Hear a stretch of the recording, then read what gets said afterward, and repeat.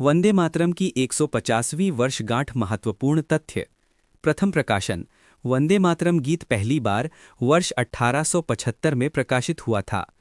रचना काल की पुष्टि।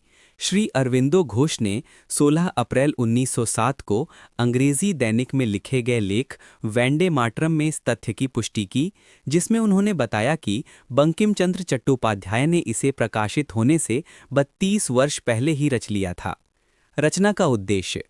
बंकिम चंद्र चट्टोपाध्याय ने ये गीत बंगाल में आज़ादी की किरण को उगाने तथा क्रांति के बीज बोने के लिए लिखा था। आनंद मठ से पहले।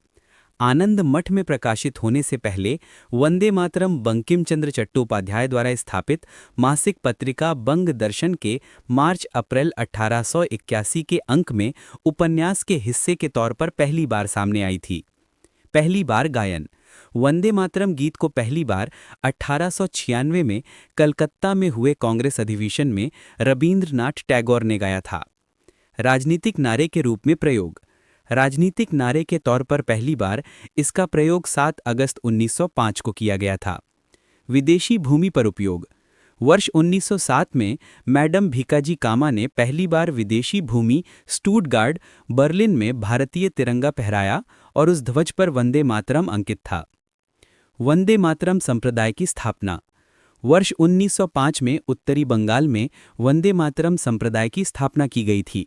इसके सदस्य रविवार को प्रभात फेरी निकालते थे, जिसमें रवींद्रनाथ टैगोर भी शामिल होते थे। धार्मिक एकता का संदेश।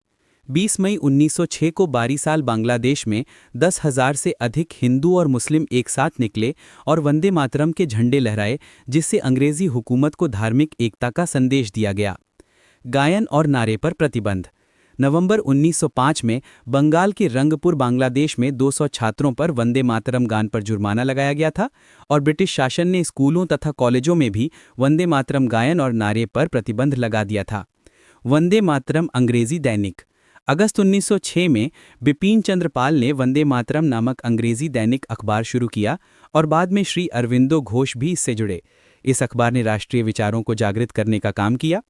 महाराष्ट्र और बेलगांव में गूंज। वर्ष 1906 में महाराष्ट्र के धूलिया में वंदे मातरम का नारा दोबारा गूंजा और 1908 में बेलगांव में लोकमान्य तिलक की गिरफ्तारी के बाद प्रतिबंध के बावजूद गाना गाने पर छात्रों पर लाठीचार्ज और गिरफ्तारियां भी हुईं। राष्ट्रीय गीत के रूप में स्वीकार। 24 जनवरी 1950 को संविधान सभा ने वंदे मातरम को राष्ट्रीय गीत के रूप में अपनाया था। संसद में गायन। संसद के प्रत्येक सत्र के सत्रावसान से पहले वंदे मातरम गीत गाया जाता है। 150वीं वर्षगांठ का संकल्प। वर्ष 2025 में वंदे मातरम के 150 वर्ष पूरे होने के उपलक्ष्य में भारत सरकार ने इसे 4 चरणों में मनाने का संकल्प लिया है।